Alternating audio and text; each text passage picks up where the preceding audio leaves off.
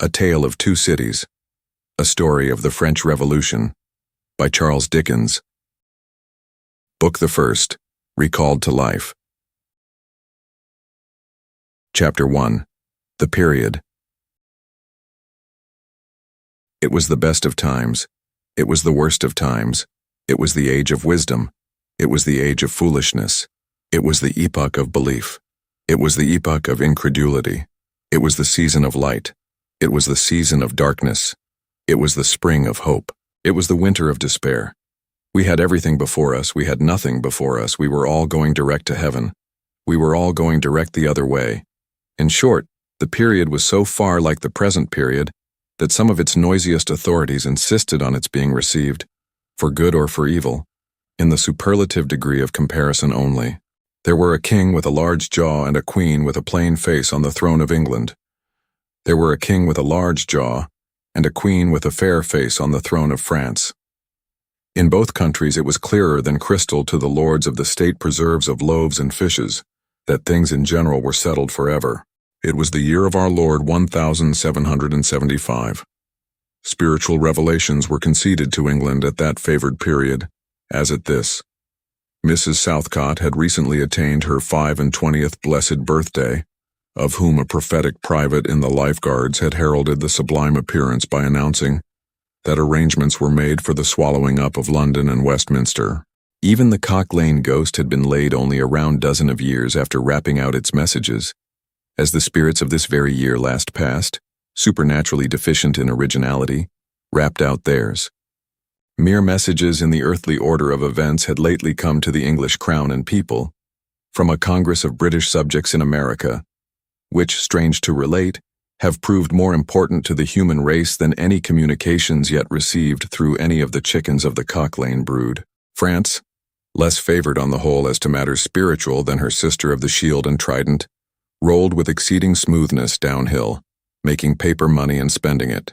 Under the guidance of her Christian pastors, she entertained herself besides with such humane achievements as sentencing a youth to have his hands cut off, his tongue torn out with pincers, and his body burned alive, because he had not kneeled down in the rain to do honor to a dirty procession of monks which passed within his view, at a distance of some 50 or 60 yards. It is likely enough that, rooted in the woods of France and Norway, there were growing trees when that sufferer was put to death, already marked by the woodman, fate, to come down and be sawn into boards, to make a certain movable framework, with a sack and a knife in it, terrible in history. It is likely enough that in the rough outhouses of some tillers of the heavy lands adjacent to Paris, there were sheltered from the weather that very day rude carts, bespattered with rustic mire, snuffed about by pigs, and roosted in by poultry, which the farmer, Death, had already set apart to be his tumbrils of the Revolution. But that woodman and that farmer, though they work unceasingly, work silently, and no one heard them as they went about with muffled tread. The rather, for as much as to entertain any suspicion that they were awake, was to be atheistical and traitorous. In England, there was scarcely an amount of order and protection to justify much national boasting. Daring burglaries by armed men and highway robberies took place in the capital itself every night. Families were publicly cautioned not to go out of town without removing their furniture to upholsterers' warehouses for security. The highwayman in the dark was a city tradesman in the light, and being recognized and challenged by his fellow tradesmen, whom he stopped in his character of the captain, gallantly shot him through the head and rode away. The mail was waylaid by 7 robbers, and the guard shot 3 dead, and then got shot dead himself by the other 4, in consequence of the failure of his ammunition, after which the mail was robbed in peace. That magnificent potentate, the Lord Mayor of London, was made to stand and deliver on Turnham Green by one highwayman, who despoiled the illustrious creature in sight of all his retinue. Prisoners in London jails fought battles with their turnkeys, and the majesty of the law fired blunderbusses in among them, loaded with rounds of shot and ball. Thieves snipped off diamond crosses from the necks of noble lords at court drawing-rooms. Musketeers went into St. Giles's to search for contraband goods, and the mob fired on the musketeers, and the musketeers fired on the mob, and nobody thought any of these occurrences much out of the common way. In the midst of them, the hangman, ever busy and ever worse than useless, was in constant requisition. Now stringing up long rows of miscellaneous criminals, now hanging a housebreaker on Saturday who had been taken on Tuesday, now burning people in the hand at Newgate by the dozen, and now burning pamphlets at the door of Westminster Hall. Today, taking the life of an atrocious murderer, and tomorrow of a wretched pilferer who had robbed a farmer's boy of sixpence.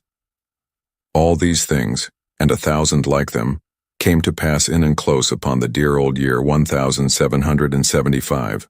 Environed by them while the woodman and the farmer worked unheeded, those two of the large jaws and those other two of the plain and the fair faces trod with stir enough and carried their divine rights with a high hand.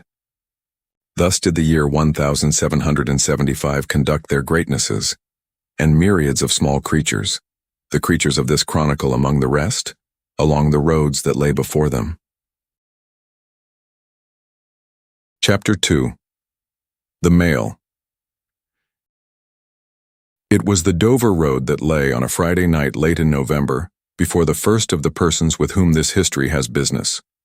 The Dover road lay, as to him, beyond the Dover mail, as it lumbered up Shooter's Hill. He walked uphill in the mire by the side of the mail, as the rest of the passengers did, not because they had the least relish for walking exercise, under the circumstances, but because the hill, and the harness, and the mud, and the mail were all so heavy that the horses had 3 times already come to a stop, besides once drawing the coach across the road, with the mutinous intent of taking it back to Blackheath. Reins and whip and coachman and guard, however, in combination, had read that article of war which forbade a purpose otherwise strongly in favor of the argument, that some brute animals are endued with reason, and the team had capitulated and returned to their duty. With drooping heads and tremulous tails they mashed their way through the thick mud, floundering and stumbling between whiles, as if they were falling to pieces at the larger joints. As often as the driver rested them and brought them to a stand with a wary, "Whoa-ho, so-ho then," the near leader violently shook his head and everything upon it, like an unusually emphatic horse, denying that the coach could be got up the hill. Whenever the leader made this rattle, the passenger started as a nervous passenger might and was disturbed in mind. There was a steaming mist in all the hollows, and it had roamed in its forlornness up the hill, like an evil spirit, seeking rest and finding none. A clammy and intensely cold mist. It made its slow way through the air in ripples that visibly followed and overspread one another, as the waves of an unwholesome sea might do. It was dense enough to shut out everything from the light of the coach lamps but these, its own workings, and a few yards of road, and the reek of the laboring horses steamed into it, as if they had made it all. 2 other passengers besides the one were plodding up the hill by the side of the mail. All 3 were wrapped to the cheekbones and over the ears and wore jack-boots. Not one of the 3 could have said from anything he saw what either of the other 2 was like, and each was hidden under almost as many wrappers from the eyes of the mind as from the eyes of the body of his 2 companions. In those days, travelers were very shy of being confidential on a short notice, for anybody on the road might be a robber or in league with robbers. As to the latter, when every posting house and alehouse could produce somebody in the captain's pay, ranging from the landlord to the lowest stable nondescript, it was the likeliest thing upon the cards. So the guard of the Dover mail thought to himself that Friday night in November, 1775, lumbering up Shooter's Hill, as he stood on his own particular perch behind the mail, beating his feet, and keeping an eye and a hand on the arm chest before him, where a loaded blunderbuss lay at the top of 6 or 8 loaded horse pistols, deposited on a substratum of cutlass. The Dover mail was in its usual genial position that the guard suspected the passengers suspected one another, and the guard, they all suspected everybody else, and the coachman was sure of nothing but the horses, as to which cattle he could with a clear conscience have taken his oath on the 2 testaments that they were not fit for the journey. "Whoa-ho," said the coachman. "So then, one more pull and you're at the top, and be damned to you, for I have had trouble enough to get you to it. Joe?" "Hello," the guard replied. "What o'clock do you make it, Joe?" 10 minutes good, past 11. "My blood," ejaculated the vexed coachman, "and not a top of Shooters yet. Tst, yah. Get on with you." The emphatic horse, cut short by the whip in a most decided negative, made a decided scramble for it, and the 3 other horses followed suit. Once more the Dover mail struggled on with the jackboots of its passengers squashing along by its side. They had stopped when the coach stopped, and they kept close company with it. If any one of the 3 had had the hardihood to propose to another to walk on a little ahead into the mist and darkness, he would have put himself in a fair way of getting shot instantly as a highwayman. The last burst carried the mail to the summit of the hill. The horses stopped to breathe again, and the guard got down to skid the wheel for the descent and opened the coach door to let the passengers in. "Tst, Joe," cried the coachman in a warning voice, looking down from his box. "What do you say, Tom?" They both listened. "I say a horse at a canter coming up, Joe." "I say a horse at a gallop, Tom," returned the guard, leaving his hold of the door and mounting nimbly to his place. "Gentlemen, in the king's name, all of you." With this hurried adjuration, he cocked his blunderbuss and stood on the offensive. The passenger booked by this history was on the coach step, getting in. The 2 other passengers were close behind him and about to follow. He remained on the step, half in the coach and half out of. They remained in the road below him. They all looked from the coachman to the guard, and from the guard to the coachman, and listened. The coachman looked back and the guard looked back, and even the emphatic leader pricked up his ears and looked back, without contradicting. The stillness consequent on the cessation of the rumbling and laboring of the coach, added to the stillness of the night, made it very quiet indeed. The panting of the horses communicated a tremulous motion to the coach, as if it were in a state of agitation. The hearts of the passengers beat loud enough perhaps to be heard, but at any rate, the quiet pause was audibly expressive of people out of breath, and holding the breath, and having the pulses quickened by expectation. The sound of a horse at a gallop came fast and furiously up the hill. "So-ho!" the guard sang out as loud as he could roar. "Yo there! Stand! I shall fire!" The pace was suddenly checked, and with much splashing and floundering, a man's voice called from the mist, "Is that the Dover mail?" "Never you mind what it is," the guard retorted. "What are you?" "Is that the Dover mail?" "Why do you want to know?" "I want a passenger if it is." "What passenger?" "Mr. Jarvis Lorry." Our booked passenger showed in a moment that it was his name. The guard, the coachman, and the 2 other passengers eyed him distrustfully. "Keep where you are," the guard called to the voice in the mist, "because if I should make a mistake, it could never be set right in your lifetime. Gentlemen of the name of Lorry, answer straight." "What is the matter?" asked the passenger then with mildly quavering speech. "Who wants me? Is it Jerry?" "I don't like Jerry's voice if it is Jerry," growled the guard to himself. "He's hoarser than suits me, is Jerry." "Yes, Mr. Lorry." "What is the matter?" "A dispatch sent after you from over yonder, T & Co." "I know this messenger, guard," said Mr. Lorry, getting down into the road, assisted from behind more swiftly than politely by the other 2 passengers, who immediately scrambled into the coach, shut the door, and pulled up the window. "He may come close. There's nothing wrong." "I hope there ain't, but I can't make so nation sure of that," said the guard in gruff soliloquy. "Hello, you." "Well, and hello, you," said Jerry, more hoarsely than before. "Come on at a foot pace, do you mind me? And if you've got holsters to that saddle of yourn, don't let me see your hand go nigh 'em. For I'm a devil at a quick mistake, and when I make one it takes the form of lead. So now let's look at you." The figures of a horse and rider came slowly through the eddying mist and came to the side of the mail, where the passenger stood.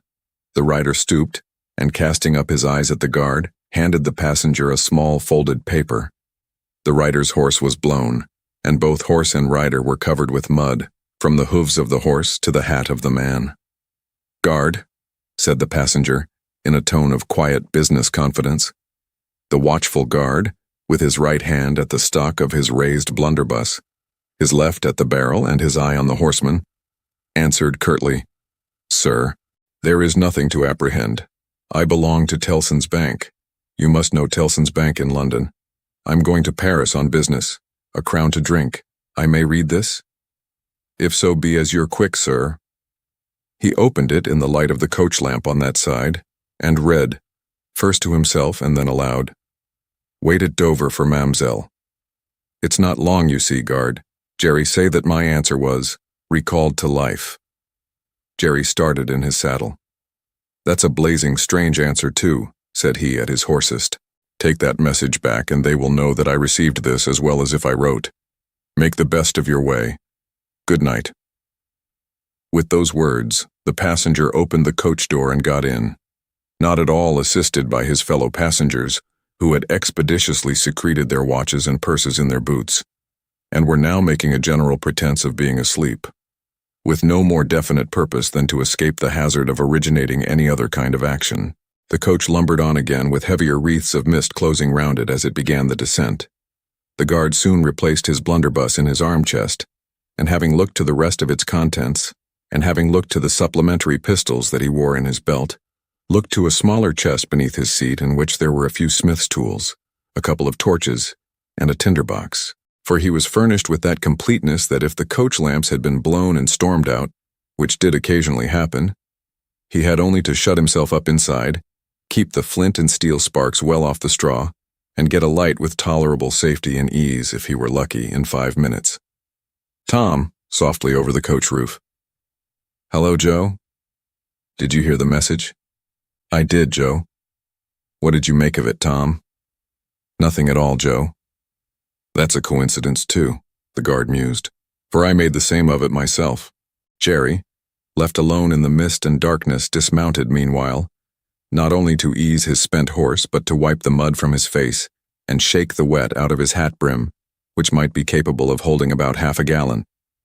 After standing with the bridle over his heavily splashed arm, until the wheels of the mail were no longer within hearing and the night was quite still again, he turned to walk down the hill. After that there gallop from Temple Bar, old lady, I won't trust your forelegs till I get you on the level, said this hoarse messenger, glancing at his mare, recalled to life. That's a blazing strange message. Much of that wouldn't do for you, Jerry. I say, Jerry, you'd be in a blazing bad way if recalling to life was to come into fashion, Jerry. Chapter 3. The Night Shadows. A wonderful fact to reflect upon that every human creature is constituted to be that profound secret and mystery to every other. A solemn consideration, when I enter a great city by night, that every one of those darkly clustered houses encloses its own secret, that every room in every one of them encloses its own secret, that every beating heart in the hundreds of thousands of breasts there is, in some of its imaginings, a secret to the heart nearest it. Something of the awfulness, even of death itself, is referable to this. No more can I turn the leaves of this dear book that I loved, and vainly hope in time to read it all. No more can I look into the depths of this unfathomable water, wherein, as momentary lights glanced into it, I have had glimpses of buried treasure and other things submerged. It was appointed that the book should shut with a spring, forever and forever, when I had read but a page. It was appointed that the water should be locked in an eternal frost, when the light was playing on its surface, and I stood in ignorance on the shore. My friend is dead. My neighbor is dead. My love, the darling of my soul, is dead. It is the inexorable consolidation and perpetuation of the secret that was always in that individuality, and which I shall carry in mind to my life's end. In any of the burial places of this city through which I pass, is there a sleeper more inscrutable than its busy inhabitants are, in their innermost personality, to me, or than I am to them? As to this, his natural and not to be alienated inheritance, the messenger on horseback had exactly the same possessions as the king, the first minister of state, or the richest merchant in London. So, with the 3 passengers shut up in the narrow compass of one lumbering old mail coach, they were mysteries to one another, as complete as if each had been in his own coach and 6, or his own coach and 60, with the breadth of a county between him and the next. The messenger rode back at an easy trot, stopping pretty often at alehouses by the way to drink, but evincing a tendency to keep his own counsel and to keep his hat cocked over his eyes. He had eyes that assorted very well with that decoration, being of a surface black, with no depth in the color or form and much too near together, as if they were afraid of being found out in something, singly, if they kept too far apart. They had a sinister expression, under an old cocked hat like a three-cornered spittoon, and over a great muffler for the chin and throat, which descended nearly to the wearer's knees. When he stopped for drink, he moved this muffler with his left hand, only while he poured his liquor in with his right. As soon as that was done, he muffled again. "No, Jerry, no," said the messenger, harping on one theme as he rode.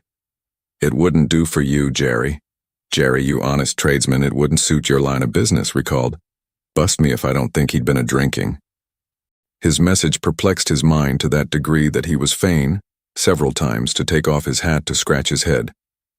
Except on the crown, which was raggedly bald, he had stiff, black hair, standing jaggedly all over it, and growing downhill almost to his broad, blunt nose.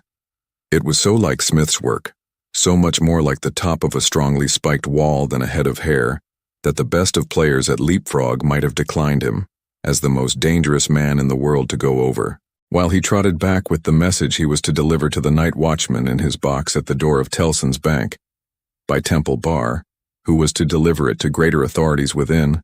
The shadows of the night took such shapes to him as arose out of the message, and took such shapes to the mare as arose out of her private topics of uneasiness. They seemed to be numerous, for she shied at every shadow on the road. What time? The mail coach lumbered, jolted, rattled, and bumped upon its tedious way with its three fellow inscrutables inside, to whom, likewise, the shadows of the night revealed themselves, in the forms their dozing eyes and wandering thoughts suggested. Tellson's Bank had a run upon it in the mail. As the bank passenger, with an arm drawn through the leathern strap, which did what lay in it to keep him from pounding against the next passenger and driving him into his corner, whenever the coach got a special jolt, nodded in his place with half-shut eyes, the little coach windows and the coach lamp dimly gleaming through them, and the bulky bundle of opposite passenger became the bank, and did a great stroke of business. The rattle of the harness was the chink of money, and more drafts were honored in 5 minutes than even Tellson's, with all its foreign and home connection, ever paid in thrice the time. Then the strong rooms underground, at Tellson's, with such of their valuable stores and secrets as were known to the passenger, and it was not a little that he knew about them, opened before him, and he went in among them with the great keys and the feebly burning candle, and found them safe and strong and sound and still, just as he had last seen them. But though the bank was almost always with him, and though the coach, in a confused way, like the presence of pain under an opiate, was always with him, there was another current of impression that never ceased to run, all through the night. He was on his way to dig someone out of a grave. Now, which of the multitude of faces that showed themselves before him was the true face of the buried person? The shadows of the night did not indicate, but they were all the faces of a man of 45 by years, and they differed principally in the passions they expressed and in the ghastliness of their worn and wasted state. Pride, contempt, defiance, stubbornness, submission, lamentation succeeded one another. So did varieties of sunken cheek, cadaverous color, emaciated hands and figures. But the face was in the main one face, and every head was prematurely white. 100 times the dozing passenger inquired of the spectre, "Buried how long?" The answer was always the same. "Almost 18 years. You had abandoned all hope of being dug out?" "Long ago. You know that you are recalled to life?" "They tell me so." "I hope you care to live?" "I can't say." "Shall I show her to you? Will you come and see her?" The answers to this question were various and contradictory. Sometimes the broken reply was, "Wait, it would kill me if I saw her too soon." Sometimes it was given in a tender rain of tears, and then it was, "Take me to her." Sometimes it was staring and bewildered, and then it was, "I don't know her. I don't understand." After such imaginary discourse, the passenger in his fancy would dig and dig, now with a spade, now with a great key, now with his hands, to dig this wretched creature out. Got out at last, with earth hanging about his face and hair, he would suddenly fan away to dust. The passenger would then start to himself and lower the window, to get the reality of mist and rain on his cheek. Yet even when his eyes were open on the mist and rain, on the moving patch of light from the lamps and the hedge at the roadside retreating by jerks. The night shadows outside the coach would fall into the train of the night shadows within. The real banking house by Temple Bar, the real business of the past day, the real strong rooms, the real express sent after him, and the real message returned, would all be there.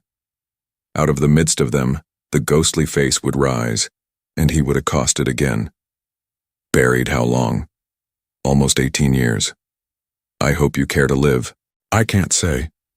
Dig, dig, dig. Until an impatient movement from one of the two passengers would admonish him to pull up the window, draw his arm securely through the leathern strap, and speculate upon the two slumbering forms until his mind lost its hold of them, and they again slid away into the bank and the grave. Buried how long? Almost 18 years. You had abandoned all hope of being dug out? Long ago.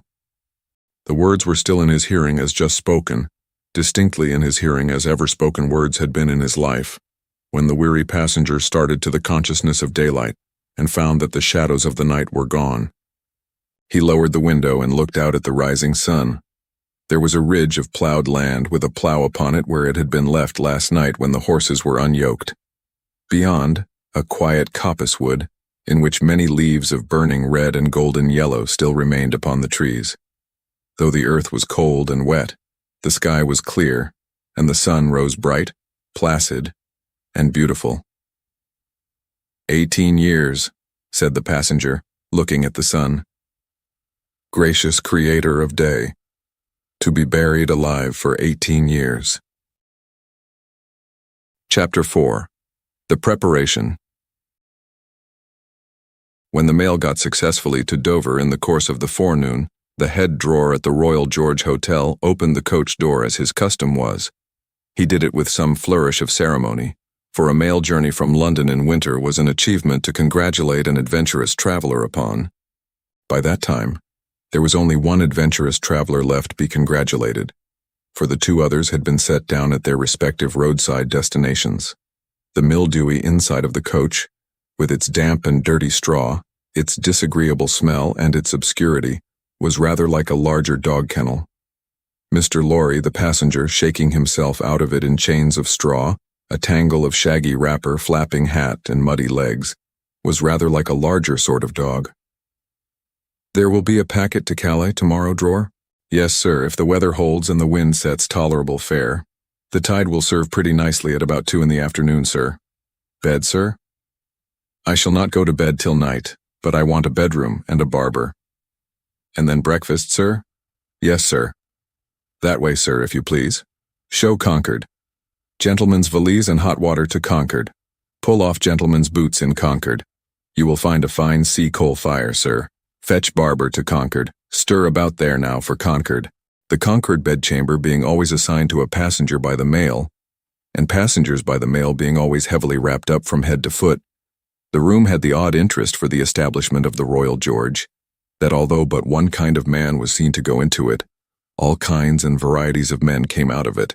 Consequently, another drawer, and 2 porters and several maids and the landlady, were all loitering by accident at various points of the road between the Concord and the coffee room, when a gentleman of 60, formally dressed in a brown suit of clothes, pretty well worn but very well kept, with large square cuffs and large flaps to the pockets, passed along on his way to his breakfast. The coffee room had no other occupant that forenoon than the gentleman in brown. His breakfast table was drawn before the fire, and as he sat with its light shining on him, waiting for the meal, he sat so still that he might have been sitting for his portrait. Very orderly and methodical he looked, with a hand on each knee, and a loud watch ticking a sonorous sermon under his flapped waistcoat, as though it pitted its gravity and longevity against the levity and evanescence of the brisk fire. He had a good leg and was a little vain of it, for his brown stockings fitted sleek and close and were of a fine texture. His shoes and buckles, too, though plain, were trim. He wore an odd little sleek, crisp, flaxen wig, setting very close to his head, which wig it is to be presumed was made of hair, but which looked far more as though it were spun from filaments of silk or glass. His linen, though not of a fineness in accordance with his stockings, was as white as the tops of the waves that broke upon the neighboring beach, or the specks of sail that glinted in the sunlight far at sea. A face habitually suppressed and quieted was still lighted up under the quaint wig by a pair of moist bright eyes that it must have cost their owner, in years gone by, some pains to drill to the composed and reserved expression of Tellson's bank. He had a healthy color in his cheeks, and his face, though lined, bore few traces of anxiety. But perhaps the confidential bachelor clerks in Tellson's bank were principally occupied with the cares of other people, and perhaps second-hand cares like second-hand clothes come easily off and on. Completing his resemblance to a man who was sitting for his portrait, Mr. Lorry dropped off to sleep. The arrival of his breakfast roused him, and he said to the drawer as he moved his chair to it, "I wish accommodation prepared for a young lady who may come here at any time today. She may ask for Mr. Jarvis Lorry, or she may only ask for a gentleman from Tellson's bank. Please to let me know." "Yes, sir. Tellson's bank in London, sir?" "Yes. Yes, sir. We have oftentimes the honor to entertain your gentlemen in their travelling backwards and forwards betwixt London and Paris, sir. A vast deal of travelling, sir, in Tellson and Company's house." "Yes. We are quite a French house as well as an English one." "Yes, sir. Not much in the habit of such travelling yourself, I think, sir." "Not of late years. It is 15 years since I came last from France." "Indeed, sir. That was before my time here, sir. Before our people's time here, sir. The George was in other hands at that time, sir." "I believe so. But I would hold a pretty wager, sir, that a house like Tellson and Company was flourishing a matter of 50, not to speak of 15 years ago. You might treble that, and say 150, yet not be far from the truth." "Indeed, sir." Rounding his mouth and both his eyes as he stepped backward from the table, the waiter shifted his napkin from his right arm to his left, dropped into a comfortable attitude, and stood surveying the guest while he ate and drank, as from an observatory or watchtower, according to the immemorial usage of waiters in all ages. When Mr. Lorry had finished his breakfast, he went out for a stroll on the beach. The little, narrow, crooked town of Dover hid itself away from the beach and ran its head into the chalk cliffs like a marine ostrich. The beach was a desert of heaps of sea and stones tumbling wildly about, and the sea did what it liked, and what it liked was destruction. It thundered at the town, and thundered at the cliffs, and brought the coast down, madly. The air among the houses was of so strong a piscatory flavor that one might have supposed sick fish went up to be dipped in it, as sick people went down to be dipped in the sea. A little fishing was done in the port, and a quantity of strolling about by night and looking seaward, particularly at those times when the tide made, and was near flood. Small tradesmen, who did no business whatever, sometimes unaccountably realized large fortunes, and it was remarkable that nobody in the neighborhood could endure a lamplighter. As the day declined into the afternoon, and the air, which had been at intervals clear enough to allow the French coast to be seen, became again charged with mist and vapor, Mr. Lorry's thoughts seemed to cloud too. When it was dark, and he sat before the coffee-room fire awaiting his dinner as he had awaited his breakfast, his mind was busily digging in the live red coals. A bottle of good claret after dinner does a digger in the red coals no harm, otherwise than as it has a tendency to throw him out of work. Mr. Lorry had been idle a long time, and had just poured out his last glassful of wine, with as complete an appearance of satisfaction as is ever to be found in an elderly gentleman of a fresh complexion who has got to the end of a bottle, when a rattling of wheels came up the narrow street and rumbled into the inn-yard. He set down his glass, untouched. "This is Mademoiselle," said he. In a very few minutes the waiter came in to announce that Miss Manette had arrived from London and would be happy to see the gentleman from Tellson's. So soon? Miss Manette had taken some refreshment on the road, and required none then, and was extremely anxious to see the gentleman from Tellson's immediately, if it suited his pleasure and convenience. The gentleman from Tellson's had nothing left for it but to empty his glass with an air of stolid desperation, settle his odd little flaxen wig at the ears, and follow the waiter to Miss Manette's apartment. It was a large, dark room, furnished in a funereal manner with black horsehair, and loaded with heavy dark tables. These had been oiled, until the two tall candles on the table in the middle of the room were gloomily reflected on every leaf, as if they were buried in deep graves of black mahogany, and no light to speak of could be expected from them until they were dug out. The obscurity was so difficult to penetrate that Mr. Lorry, picking his way over the well-worn Turkey carpet, supposed Miss Manette to be, for the moment, in some adjacent room, until, having got past the two tall candles, he saw standing to receive him by the table between them and the fire, a young lady of not more than 17, in a riding cloak, and still holding her straw traveling hat by its ribbon in her hand. As his eyes rested on a short, slight, pretty figure, a quantity of golden hair, a pair of blue eyes that met his own with an inquiring look, and a forehead with a singular capacity, remembering how young and smooth it was, of rifting and knitting itself into an expression that was not quite one of perplexity or wonder or alarm, or merely of a bright fixed attention, though it included all the four expressions. As his eyes rested on these things, a sudden vivid likeness passed before him, of a child whom he had held in his arms on the passage across that very channel, one cold time, when the hail drifted heavily and the sea ran high. The likeness passed away, like a breath along the surface of the gaunt pier glass behind her, on the frame of which a hospital procession of Negro cupids, several headless and all cripples, were offering black baskets of Dead Sea fruit to black divinities of the feminine gender, and he made his formal bow to Miss Manette. "Pray take a seat, sir," in a very clear and pleasant young voice, a little foreign in its accent, but a very little indeed. "I kiss your hand, miss," said Mr. Lorry with the manners of an earlier date as he made his formal bow again and took his seat. "I received a letter from the bank, sir, yesterday informing me that some intelligence or discovery—" "The word is not material, miss. Either word will do. Respecting the small property of my poor father, whom I never saw, so long dead." Mr. Lorry moved in his chair and cast a troubled look towards the hospital procession of Negro cupids, as if they had any help for anybody in their absurd baskets. "Rendered it necessary that I should go to Paris, there to communicate with a gentleman of the bank, so good as to be dispatched to Paris for the purpose. Myself, as I was prepared to hear, sir." She curtsied to him. Young ladies made curtsies in those days, with a pretty desire to convey to him that she felt how much older and wiser he was than she. He made her another bow. "I replied to the bank, sir, that as it was considered necessary, by those who know and who are so kind as to advise me, that I should go to France, and that as I am an orphan and have no friend who could go with me, I should esteem it highly if I might be permitted to place myself during the journey under that worthy gentleman's protection. The gentleman had left London, but I think a messenger was sent after him to beg the favor of his waiting for me here."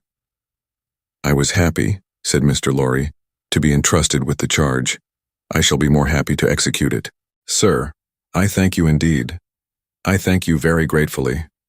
It was told me by the bank that the gentleman would explain to me the details of the business, and that I must prepare myself to find them of a surprising nature.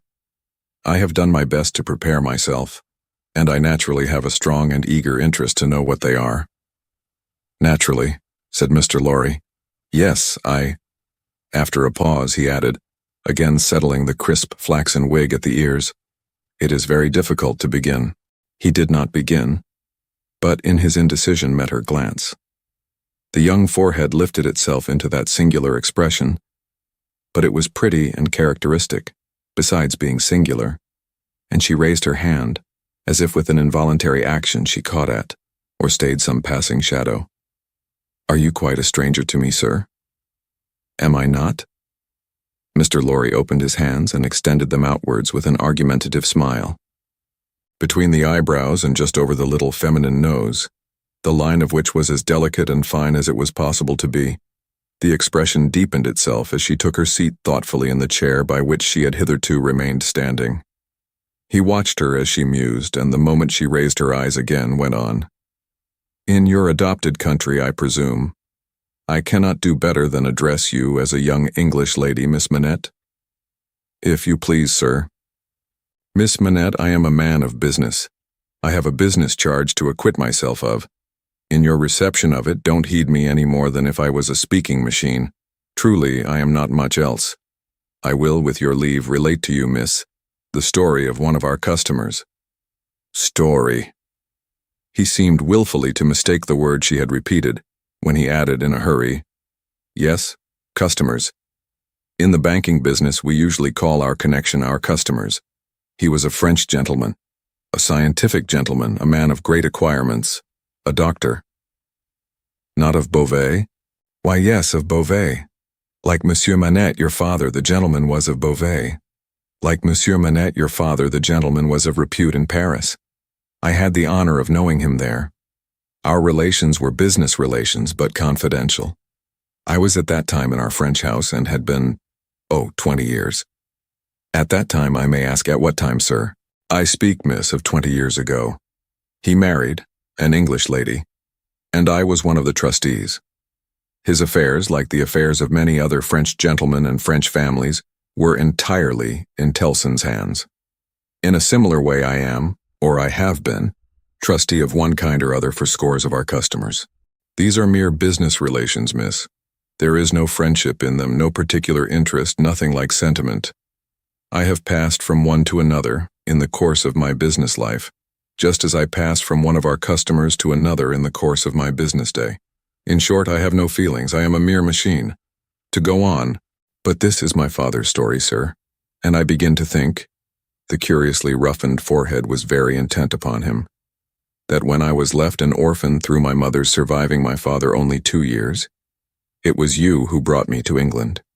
I am almost sure it was you. Mr. Lorry took the hesitating little hand that confidingly advanced to take his, and he put it with some ceremony to his lips.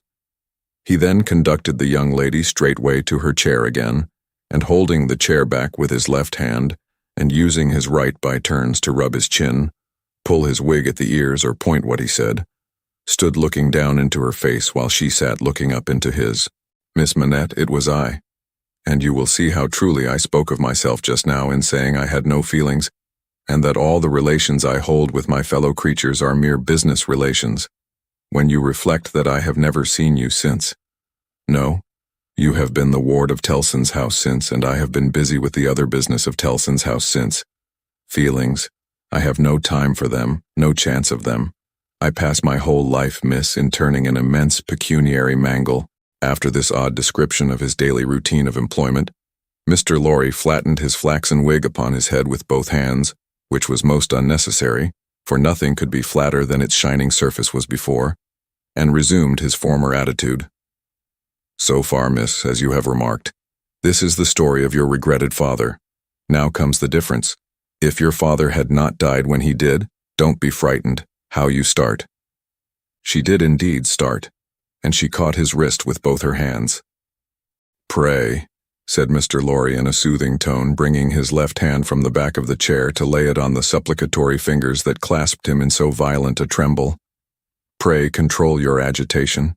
A matter of business, as I was saying. Her look so discomposed him that he stopped, wandered, and began anew. As I was saying, if Monsieur Manette had not died, if he had suddenly and silently disappeared, if he had been spirited away, if it had not been difficult to guess to what dreadful place, though no art could trace him, if he had an enemy and some compatriot who could exercise a privilege that I in my own time have known the boldest people afraid to speak of in a whisper, across the water there. For instance, the privilege of filling up blank forms for the consignment of anyone to the oblivion of a prison for any length of time. If his wife had implored the king, the queen, the court, the clergy, for any tidings of him, and all quite in vain, then the history of your father would have been the history of this unfortunate gentleman, the doctor of Beauvais. I entreat you to tell me more, sir. I will, I am going to. You can bear it? I can bear anything but the uncertainty you leave me in at this moment. You speak collectedly, and you are collected, that's good. Though his manner was less satisfied than his words. A matter of business. Regard it as a matter of business. Business that must be done. Now if this doctor's wife, though a lady of great courage and spirit, had suffered so intensely from this cause before her little child was born. The little child was a daughter, sir. A daughter. A matter of business, don't be distressed. Miss, if the poor lady had suffered so intensely before her little child was born, that she came to the determination of sparing the poor child the inheritance of any part of the agony she had known the pains of by rearing her in the belief that her father was dead. No, don't kneel. In heaven's name, why should you kneel to me? For the truth. Oh dear, good, compassionate sir, for the truth, as a matter of business. You confuse me, and how can I transact business if I am confused? Let us be clear-headed. If you could kindly mention now, for instance, what 9 times 9 are, or how many shillings in 20 guineas, it would be so encouraging. I should be so much more at my ease about your state of mind. Without directly answering to this appeal, she sat so still when he had very gently raised her, and the hands that had not ceased to clasp his wrists were so much more steady than they had been, that she communicated some reassurance to Mr. Jarvis Lorry. That's right, courage, business. You have business before you, useful business.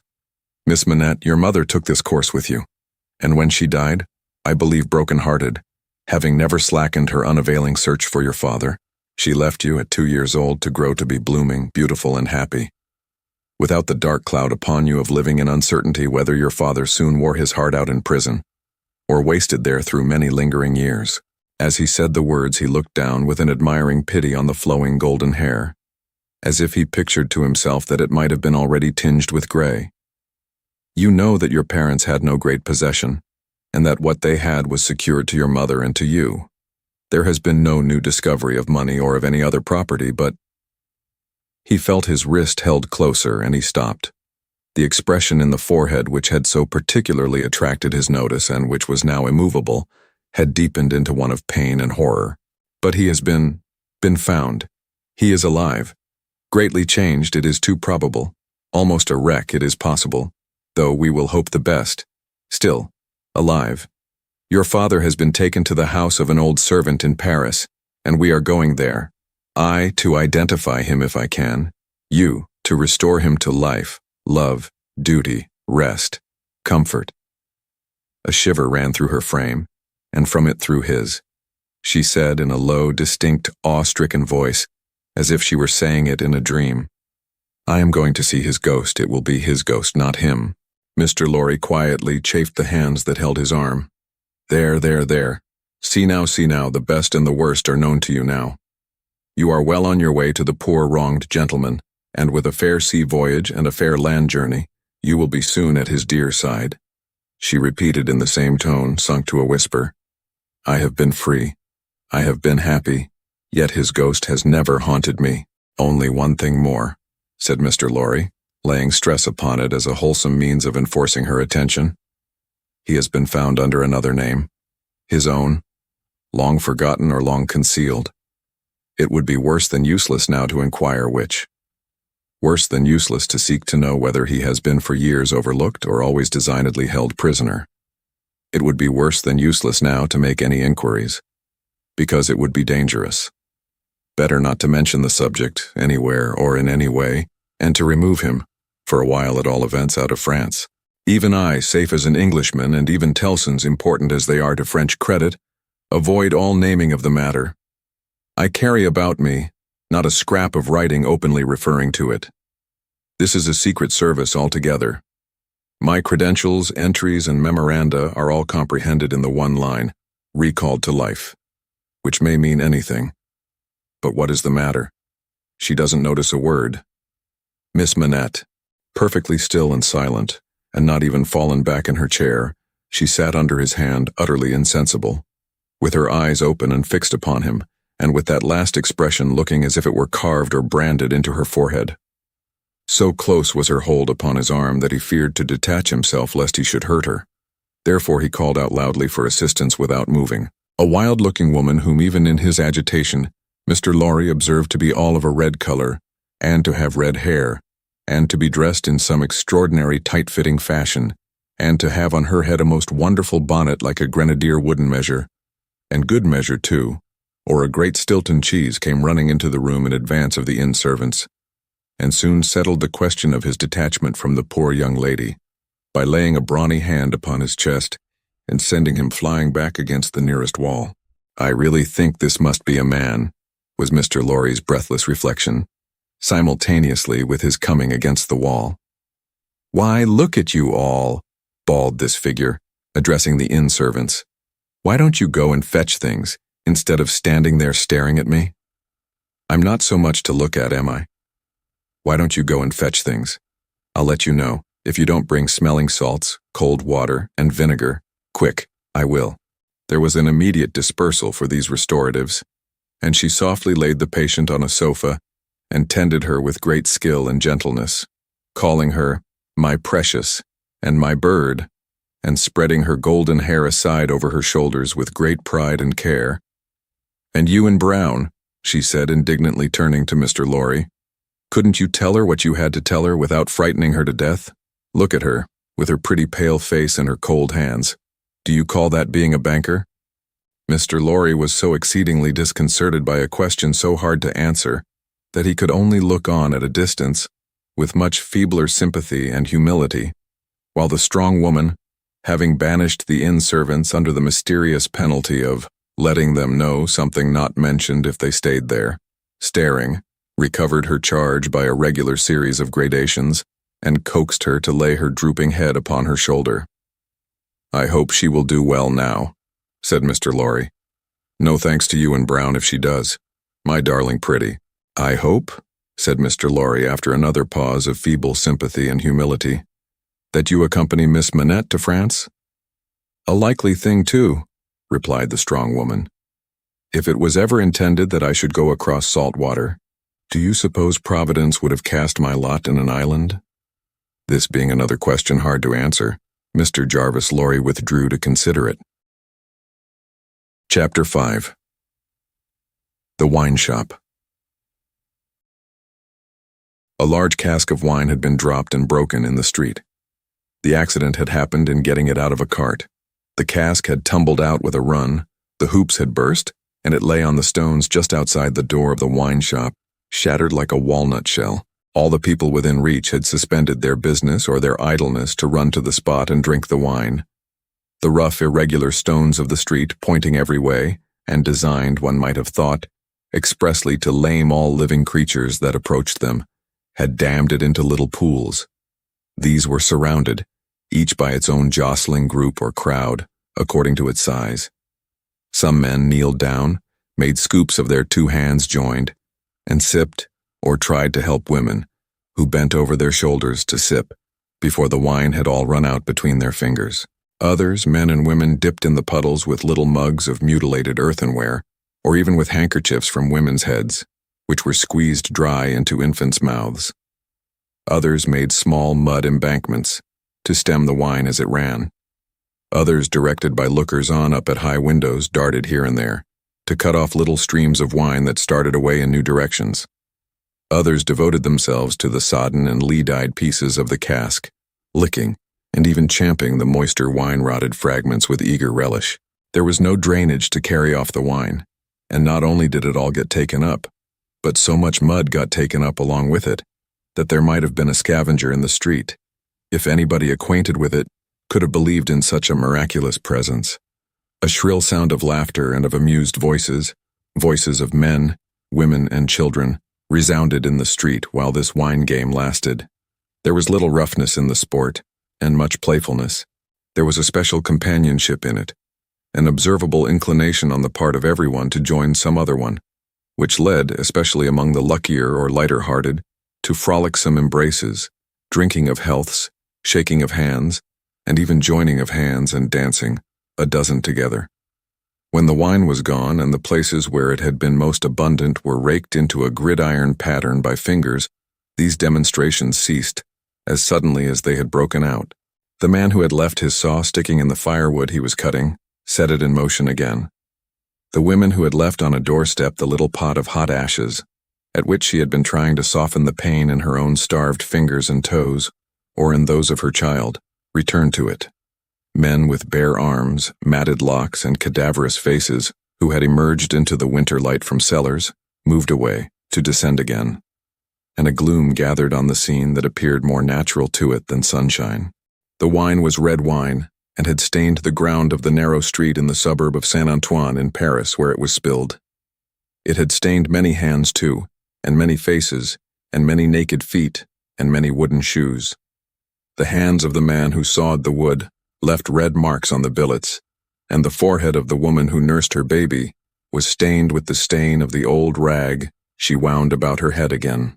Those who had been greedy with the staves of the cask had acquired a tigerish smear about the mouth, and one tall joker so besmirched, his head more out of a long squalid bag of a nightcap than in it, scrawled upon a wall with his finger dipped in muddy wine lees. Blood. The time was to come when that wine too would be spilled on the street stones, and when the stain of it would be read upon many there.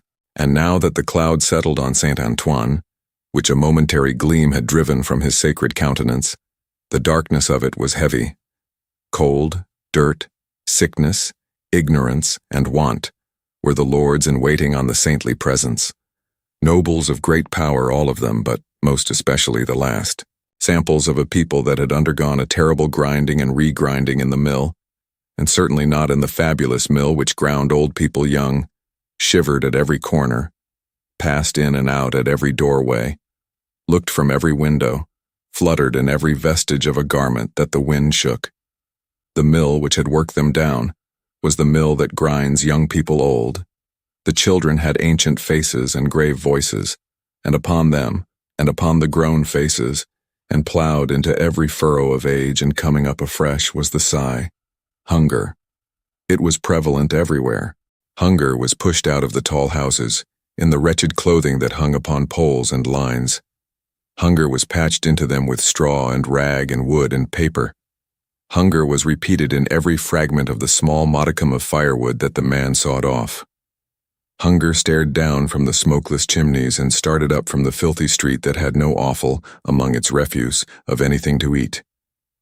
Hunger was the inscription on the baker's shelves, written in every small loaf of his scanty stock of bad bread, at the sausage shop, in every dead dog preparation that was offered for sale. Hunger rattled its dry bones among the roasting chestnuts in the turned cylinder. Hunger was shred into atomics in every farthing porringer of husky chips of potato, fried with some reluctant drops of oil. Its abiding place was in all things fitted to it. A narrow winding street full of offense and stench with other narrow winding streets diverging, all peopled by rags and nightcaps, and all smelling of rags and nightcaps, and all visible things with a brooding look upon them that looked ill. In the hunted air of the people, there was yet some wild beast thought of the possibility of turning at bay. Depressed and slinking though they were, eyes of fire were not wanting among them, nor compressed lips white with what they suppressed, nor foreheads knitted into the likeness of the gallows rope they mused about enduring or inflicting.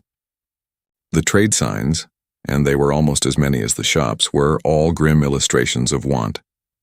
The butcher and the porkman painted up only the leanest scrags of meat, the baker the coarsest of meager loaves. The people rudely pictured as drinking in the wine shops croaked over their scanty measures of thin wine and beer, and were gloweringly confidential together. Nothing was represented in a flourishing condition, save tools and weapons, but the cutler's knives and axes were sharp and bright. The smith's hammers were heavy and the gunmaker's stock was murderous. The crippling stones of the pavement with their many little reservoirs of mud and water had no footways but broke off abruptly at the doors.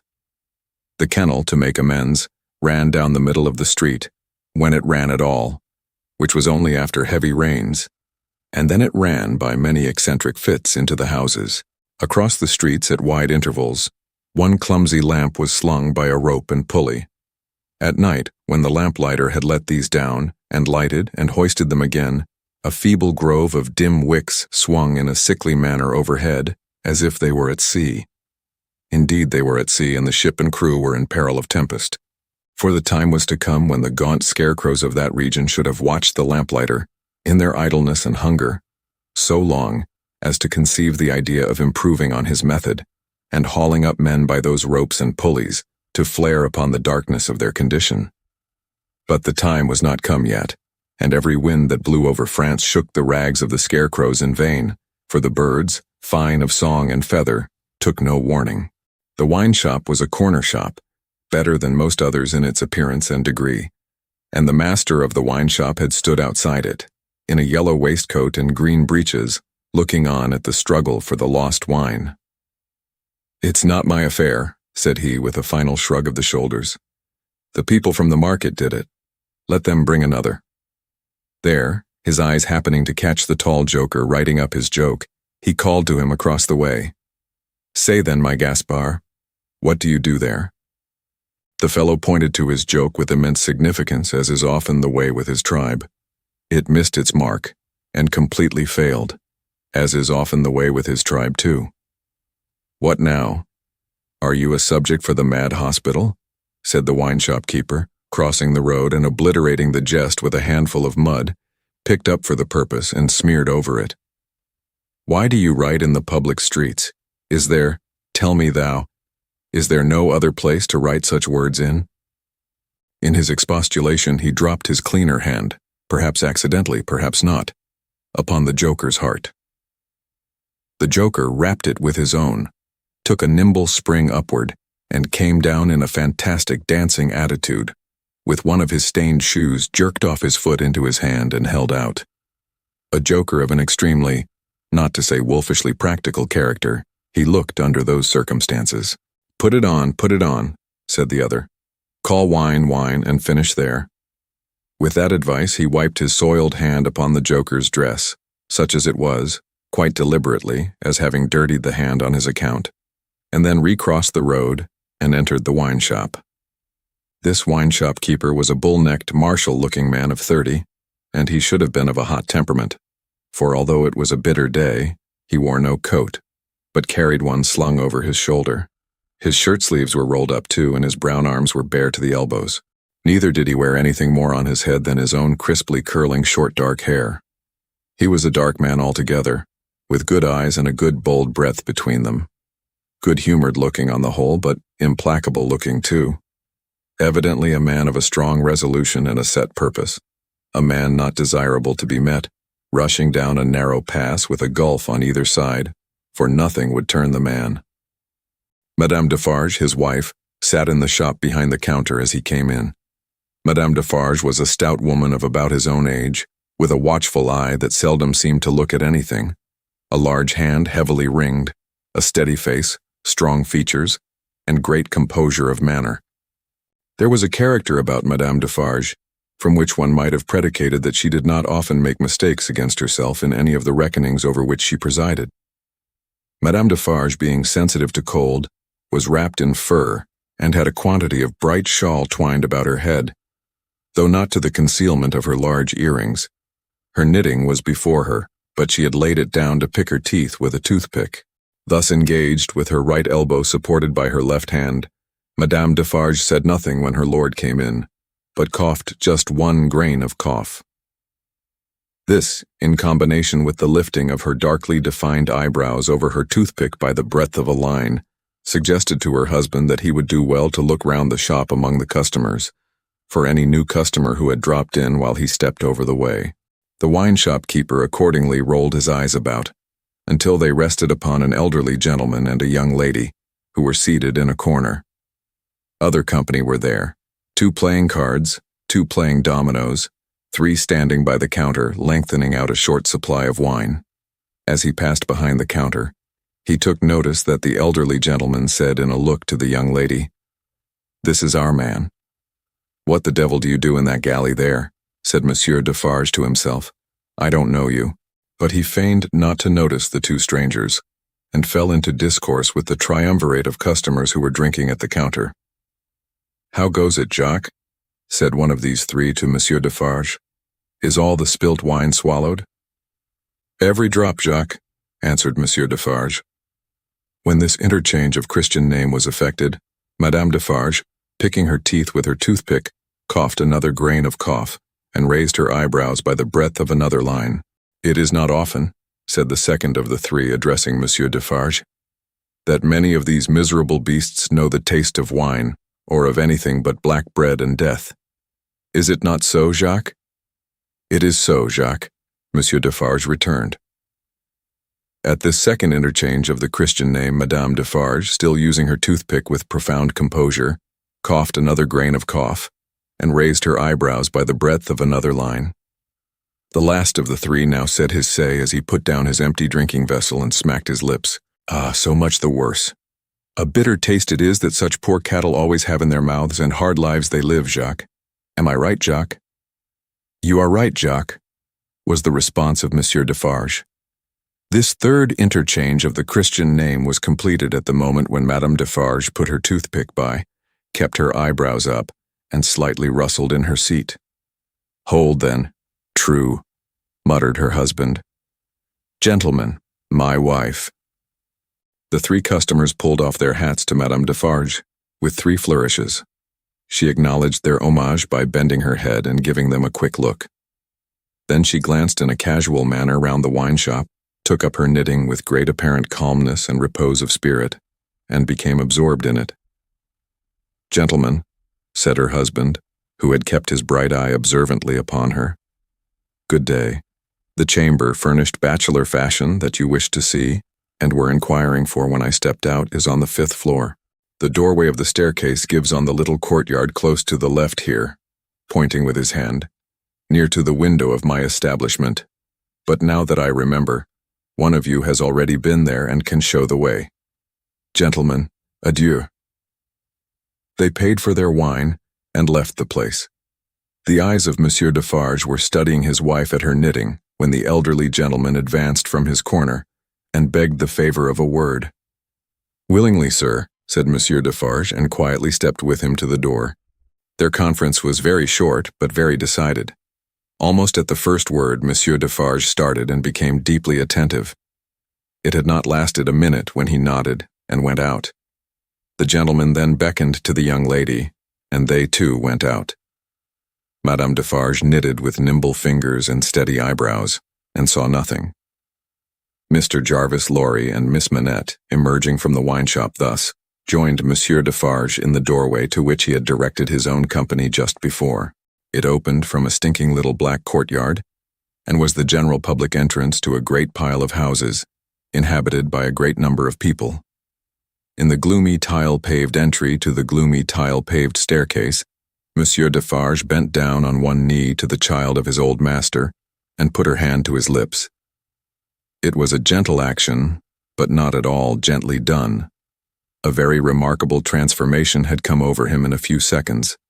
He had no good humor in his face, nor any openness of aspect left, but had become a secret, angry, dangerous man.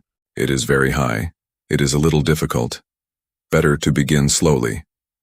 Thus Monsieur Defarge in a stern voice to Mr. Lorry as they began ascending the stairs. Is he alone? The latter whispered. Alone. God help him. Who should be with him? Said the other in the same low voice. Is he always alone then? Yes. Of his own desire? Of his own necessity. As he was when I first saw him after they found me and demanded to know if I would take him, and at my peril be discreet, as he was then, so he is now. He is greatly changed? Changed. The keeper of the wine shop stopped to strike the wall with his hand and mutter a tremendous curse. No direct answer could have been half so forcible. Mr. Lorry's spirits grew heavier and heavier, as he and his two companions ascended higher and higher. Such a staircase, with its accessories in the older and more crowded parts of Paris, would be bad enough now, but at that time it was vile indeed to unaccustomed and unhardened senses.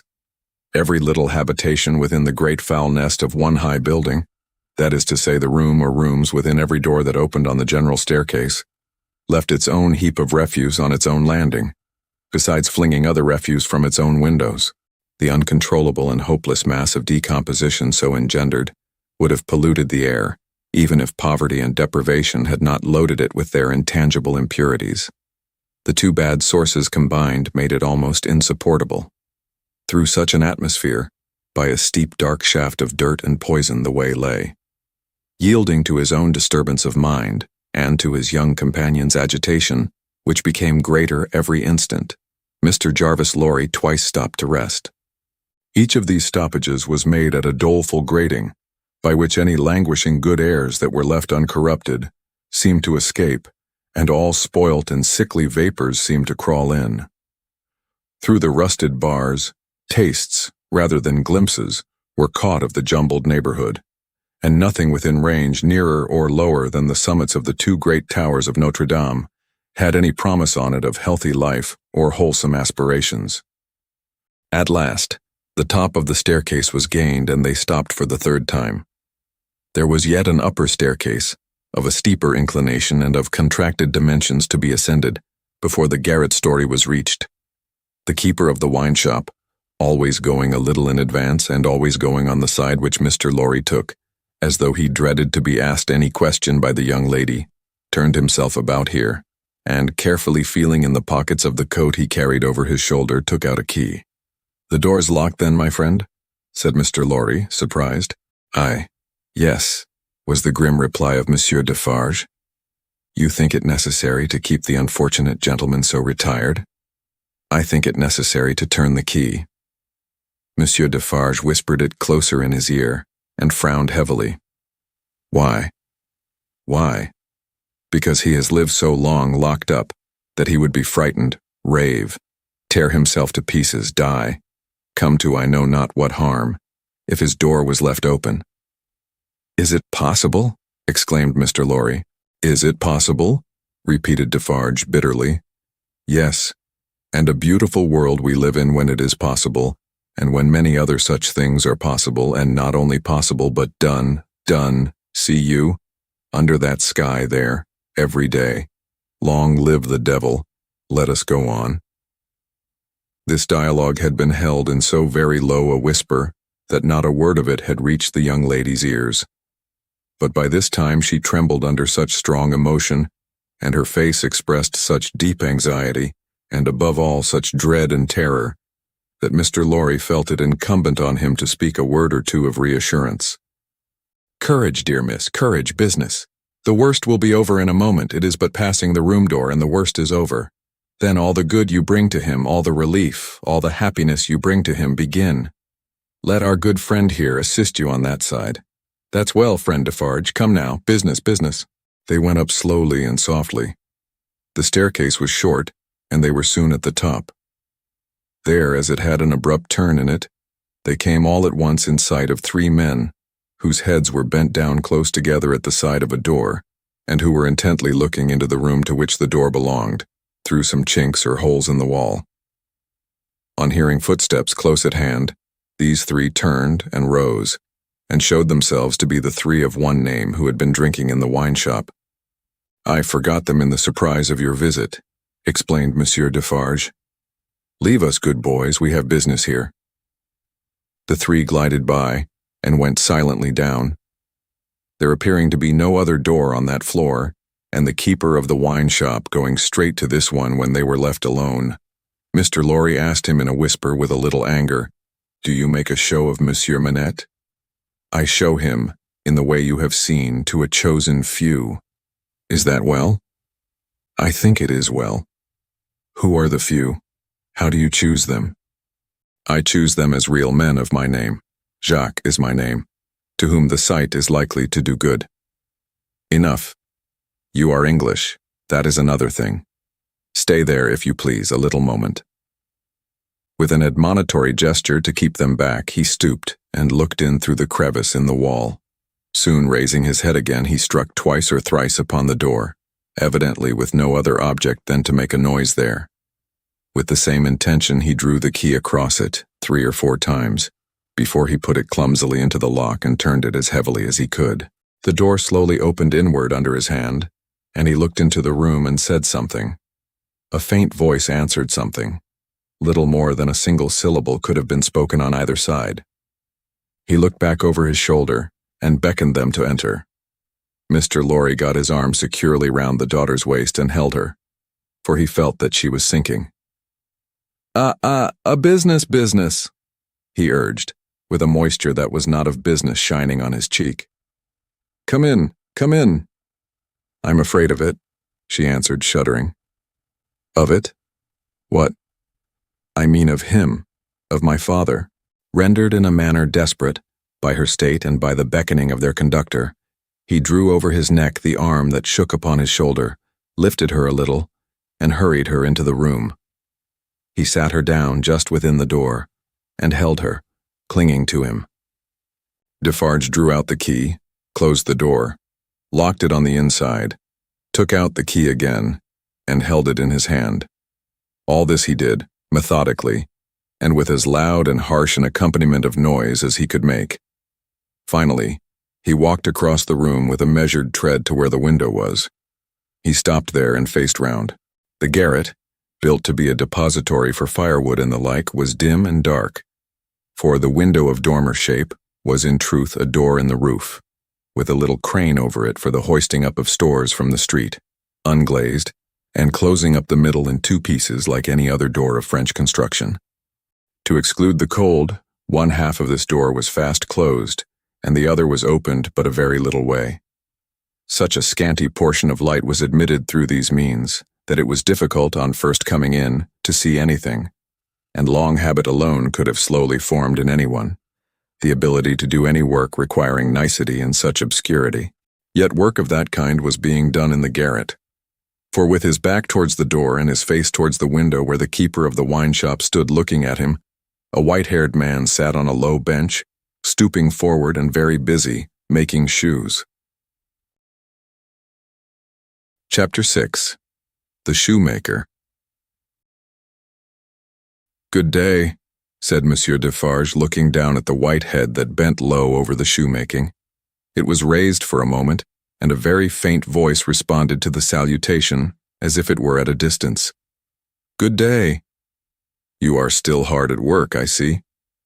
After a long silence, the head was lifted for another moment, and the voice replied, "Yes, I am working."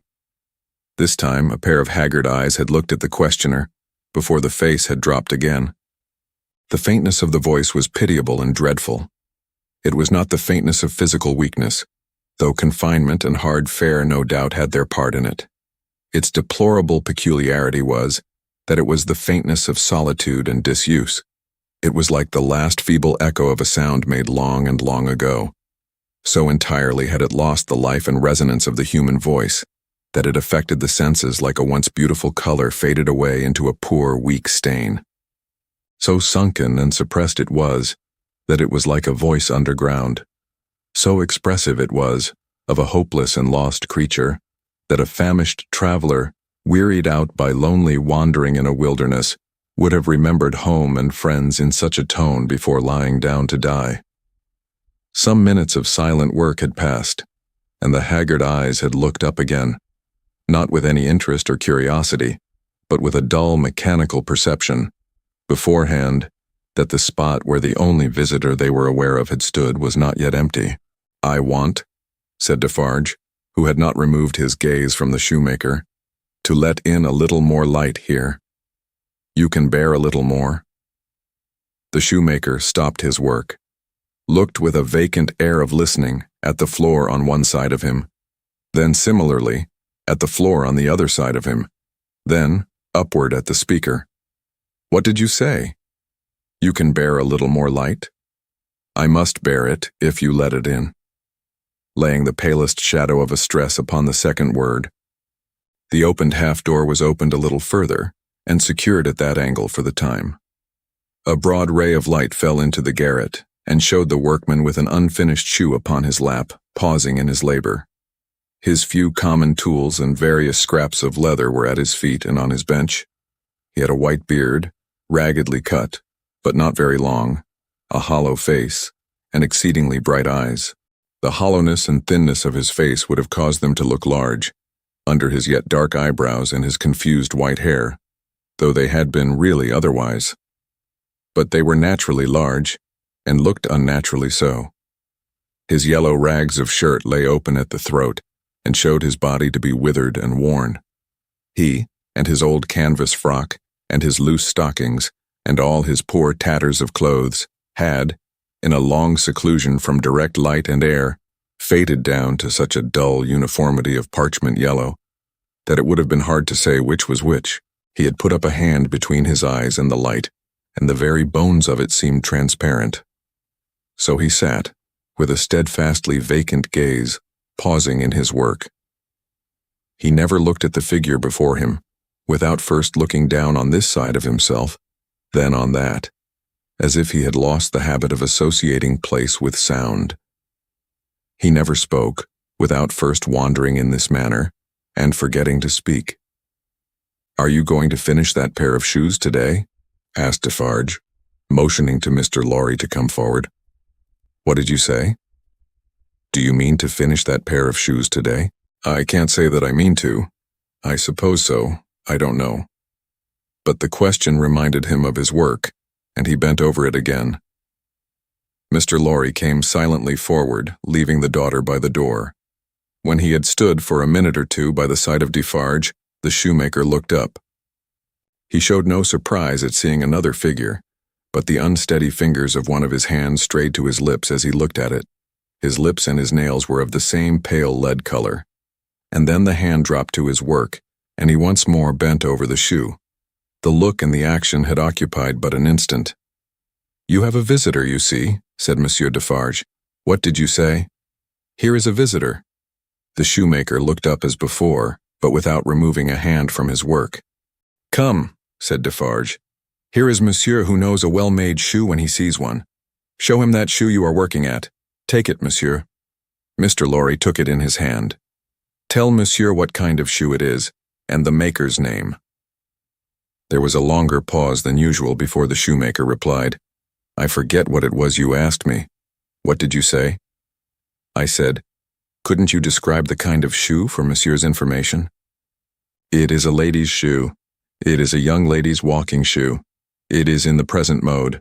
I never saw the mode. I have had a pattern in my hand." He glanced at the shoe with some little passing touch of pride. "And the maker's name?" said Defarge.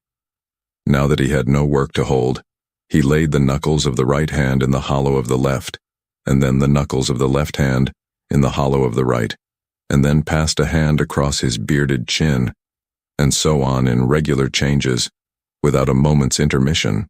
The task of recalling him from the vagrancy into which he always sank when he had spoken was like recalling some very weak person from a swoon, or endeavoring, in the hope of some disclosure, to stay the spirit of a fast-dying man. "Did you ask me for my name?" "Assuredly I did. 105 North Tower." "Is that all?" 105 North Tower. With a weary sound that was not a sigh, nor a groan, he bent to work again, until the silence was again broken. "You are not a shoemaker by trade?" said Mr. Lorry, looking steadfastly at him. His haggard eyes turned to Defarge as if he would have transferred the question to him. But as no help came from that quarter, they turned back on the questioner when they had sought the ground. "I am not a shoemaker by trade." "No, I was not a shoemaker by trade. I learnt it here. I taught myself. I asked leave to—" He lapsed away even for minutes, wringing those measured changes on his hands the whole time. His eyes came slowly back at last, to the face from which they had wandered. When they rested on it, he started and resumed, in the manner of a sleeper that moment awake, reverting to a subject of last night. "I asked leave to teach myself, and I got it with much difficulty after a long while, and I have made shoes ever since." As he held out his hand for the shoe that had been taken from him, Mr. Lorry said, still looking steadfastly in his face, "Monsieur Manette, do you remember nothing of me?" The shoe dropped to the ground, and he sat looking fixedly at the questioner. "Monsieur Manette," Mr. Lorry laid his hand upon Defarge's arm, "do you remember nothing of this man? Look at him. Look at me. Is there no old banker, no old business, no old servant, no old time rising in your mind, Monsieur Manette?" As the captive of many years sat looking fixedly by turns at Mr. Lorry and at Defarge, some long obliterated marks of an actively intent intelligence in the middle of the forehead gradually forced themselves through the black mist that had fallen on him. They were overclouded again, they were fainter, they were gone, but they had been there. And so exactly was the expression repeated on the fair young face of her who had crept along the wall to a point where she could see him, and where she now stood looking at him with hands which at first had been only raised in frightened compassion, if not even to keep him off and shut out the sight of him, but which were now extending towards him, trembling with eagerness to lay the spectral face upon her warm young breast, and love it back to life and hope. So exactly was the expression repeated, though in stronger characters on her fair young face, that it looked as though it had passed like a moving light, from him to her. Darkness had fallen on him in its place. He looked at the two, less and less attentively, and his eyes in gloomy abstraction sought the ground and looked about him in the old way. Finally, with a deep, long sigh, he took the shoe up and resumed his work. "Have you recognized him, monsieur?" asked Defarge in a whisper. "Yes, for a moment. At first I thought it quite hopeless, but I have unquestionably seen for a single moment the face that I once knew so well. Hush, let us draw further back. Hush." She had moved from the wall of the garret, very near to the bench on which he sat. There was something awful in his unconsciousness of the figure that could have put out its hand and touched him as he stooped over his labor. Not a word was spoken, not a sound was made. She stood like a spirit beside him, and he bent over his work. It happened, at length, that he had occasion to change the instrument in his hand for his shoemaker's knife. It lay on that side of him which was not the side on which she stood. He had taken it up, and was stooping to work again, when his eyes caught the skirt of her dress. He raised them, and saw her face. The two spectators started forward, but she stayed them with a motion of her hand. She had no fear of his striking at her with the knife, though they had. He stared at her with a fearful look, and after a while his lips began to form some words, though no sound proceeded from them. By degrees, in the pauses of his quick and labored breathing, he was heard to say, "What is this?" With the tears streaming down her face, she put her two hands to her lips and kissed them to him, then clasped them on her breast, as if she laid his ruined head there.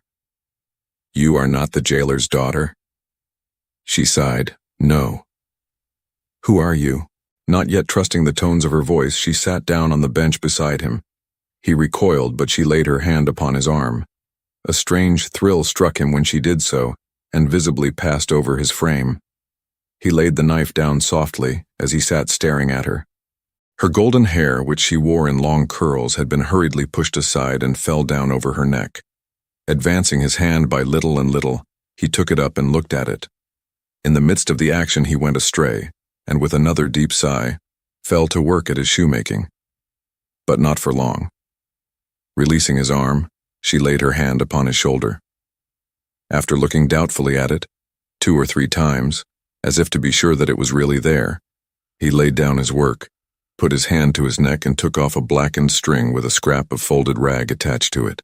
He opened this carefully on his knee, and it contained a very little quantity of hair, not more than 1 or 2 long golden hairs, which he had, in some old day, wound off upon his finger. He took her hair into his hand again, and looked closely at it. "It is the same. How can it be? When was it? How was it?" As the concentrated expression returned to his forehead, he seemed to become conscious that it was in hers too. He turned her full to the light, and looked at her. She had laid her head upon my shoulder that night when I was summoned out. She had a fear of my going, though I had none, and when I was brought to the North Tower they found these upon my sleeve. "You will leave me them. They can never help me to escape in the body, though they may in the spirit." Those were the words I said. I remember them very well. He formed this speech with his lips many times before he could utter it, but when he did find spoken words for it, they came to him coherently, though slowly. "How was this? Was it you?" Once more the 2 spectators started, as he turned upon her with a frightful suddenness. But she sat perfectly still in his grasp and only said in a low voice, "I entreat you, good gentlemen, do not come near us, do not speak, do not move." "Hark!" he exclaimed. Whose voice was that? His hands released her as he uttered this cry, and went up to his white hair, which they tore in a frenzy. It died out, as everything but his shoemaking did die out of him, and he refolded his little packet and tried to secure it in his breast. But he still looked at her and gloomily shook his head. "No, no, no, you are too young, too blooming, it can't be. See what the prisoner is. These are not the hands she knew. This is not the face she knew. This is not a voice she ever heard. No, no. She was, and he was, before the slow years of the North Tower, ages ago. What is your name, my gentle angel?" Hailing his softened tone and manner, his daughter fell upon her knees before him, with her appealing hands upon his breast. "Oh, sir, at another time you shall know my name, and who my mother was, and who my father, and how I never knew their hard history. But I cannot tell you at this time, and I cannot tell you here. All that I may tell you, here and now, is that I pray to you to touch me and to bless me. Kiss me, oh my dear, my dear."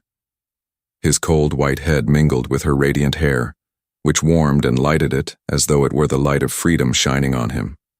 "If you hear in my voice, I don't know that it is so, but I hope it is. If you hear in my voice any resemblance to a voice that once was sweet music in your ears, weep for it, weep for it. If you touch, in touching my hair, anything that recalls a beloved head that lay on your breast when you were young and free, weep for it, weep for it.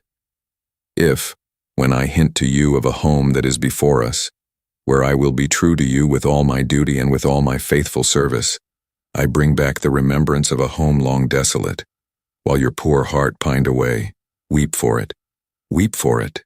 She held him closer round the neck and rocked him on her breast like a child. "If, when I tell you, dearest dear, that your agony is over, and that I have come here to take you from it, and that we go to England to be at peace and at rest, I cause you to think of your useful life laid waste and of our native France so wicked to you, weep for it, weep for it. And if, when I shall tell you of my name and of my father who is living and of my mother who is dead, you learn that I have to kneel to my honored father and implore his pardon for having never for his sake striven all day and lain awake and wept all night because the love of my poor mother hid his torture from me, weep for it, weep for it. Weep for her, then, and for me.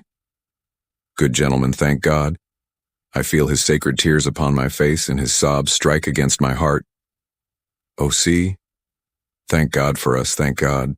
He had sunk in her arms, and his face dropped on her breast, a sight so touching yet so terrible in the tremendous wrong and suffering which had gone before it, that the two beholders covered their faces. When the quiet of the garret had been long undisturbed, and his heaving breast and shaken form had long yielded to the calm that must follow all storms, emblem to humanity, of the rest and silence into which the storm called life must hush at last, they came forward to raise the father and daughter from the ground. He had gradually dropped to the floor and lay there in a lethargy, worn out. She had nestled down with him, that his head might lie upon her arm, and her hair, drooping over him, curtained him from the light. "If, without disturbing him," she said, raising her hand to Mr. Lorry as he stooped over them, after repeated blowings of his nose, "all could be arranged for our leaving Paris at once, so that, from the very door, he could be taken away. But consider, is he fit for the journey?" asked Mr. Lorry. "More fit for that, I think, than to remain in this city so dreadful to him." "It is true," said Defarge, who was kneeling to look on and hear. "More than that, Monsieur Manette is for all reasons best out of France. Say, shall I hire a carriage and post-horses?" "That's business," said Mr. Lorry, resuming on the shortest notice his methodical manners. "And if business is to be done, I had better do it." "Then be so kind," urged Miss Manette, "as to leave us here. You see how composed he has become, and you cannot be afraid to leave him with me now. Why should you be? If you will lock the door to secure us from interruption, I do not doubt that you will find him, when you come back, as quiet as you leave him. In any case, I will take care of him until you return, and then we will remove him straight." Both Mr. Lorry and Defarge were rather disinclined to this course, and in favor of one of them remaining. But as there were not only carriage and horses to be seen to, but traveling papers, and as time pressed, for the day was drawing to an end, it came at last to their hastily dividing the business that was necessary to be done, and hurrying away to do it. Then as the darkness closed in, the daughter laid her head down on the hard ground close at the father's side and watched him. The darkness deepened and deepened, and they both lay quiet, until a light gleamed through the chinks in the wall. Mr. Lorry and Monsieur Defarge had made all ready for the journey, and had brought with them, besides traveling cloaks and wrappers, bread and meat, wine, and hot coffee. Monsieur Defarge put this provender and the lamp he carried on the shoemaker's bench. There was nothing else in the garret but a pallet bed, and he and Mr. Lorry roused the captive and assisted him to his feet. No human intelligence could have read the mysteries of his mind, in the scared blank wonder of his face. Whether he knew what had happened, whether he recollected what they had said to him, whether he knew that he was free, were questions which no sagacity could have solved.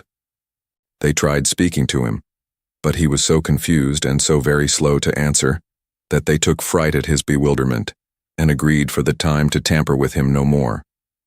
He had a wild, lost manner of occasionally clasping his head in his hands that had not been seen in him before. Yet, he had some pleasure in the mere sound of his daughter's voice, and invariably turned to it when she spoke. In the submissive way of one long accustomed to obey under coercion, he ate and drank what they gave him to eat and drink, and put on the cloak and other wrappings that they gave him to wear. He readily responded to his daughter's drawing her arm through his and took and kept her hand in both his own. They began to descend, Monsieur Defarge going first with the lamp, Mr. Lorry closing the little procession. They had not traversed many steps of the long main staircase when he stopped and stared at the roof and round at the walls. "You remember the place, my father? You remember coming up here?" "What did you say?" But before she could repeat the question, he murmured an answer as if she had repeated it. "Remember? No, I don't remember. It was so very long ago." That he had no recollection whatever of his having been brought from his prison to that house was apparent to them. They heard him mutter, 105 North Tower, and when he looked about him, it evidently was for the strong fortress walls which had long encompassed him. On their reaching the courtyard, he instinctively altered his tread, as being in expectation of a drawbridge, and when there was no drawbridge, and he saw the carriage waiting in the open street, he dropped his daughter's hand and clasped his head again. No crowd was about the door. No people were discernible at any of the many windows. Not even a chance passer-by was in the street. An unnatural silence and desertion reigned there. Only one soul was to be seen, and that was Madame Defarge, who leaned against the doorpost knitting and saw nothing. The prisoner had got into a coach and his daughter had followed him, when Mr. Lorry's feet were arrested on the step by his asking miserably for his shoemaking tools and the unfinished shoes.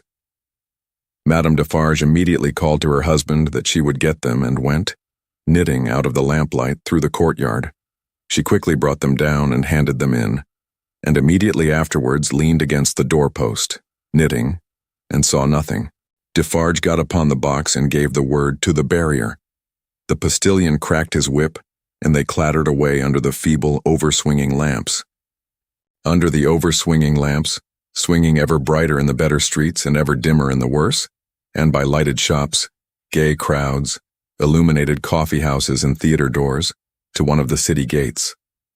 Soldiers with lanterns, at the guard-house there. "Your papers, travelers." "See here then, monsieur the officer," said Defarge, getting down and taking him gravely apart. "These are the papers of monsieur inside, with the white head. They were consigned to me with him at the—" He dropped his voice. There was a flutter among the military lanterns, and one of them being handed into the coach by an arm in uniform. The eyes connected with the arm looked, not an every-day or an every-night look at monsieur with the white head. "It is well. Forward," from the uniform. "Adieu," from Defarge. And so, under a short grove of feebler and feebler over-swinging lamps, out under the great grove of stars, beneath that arch of unmoved and eternal lights, some so remote from this little earth that the learned tell us it is doubtful whether their rays have even yet discovered it, as a point in space where anything is suffered or done. The shadows of the night were broad and black. All through the cold and restless interval until dawn, they once more whispered in the ears of Mr. Jarvis Lorry, sitting opposite the buried man who had been dug out, and wondering what subtle powers were forever lost to him, and what were capable of restoration. The old inquiry, "I hope you care to be recalled to life?" And the old answer, "I can't say." The end of the first book. Thanks for watching. Please like the video and subscribe to the channel for more excellent content.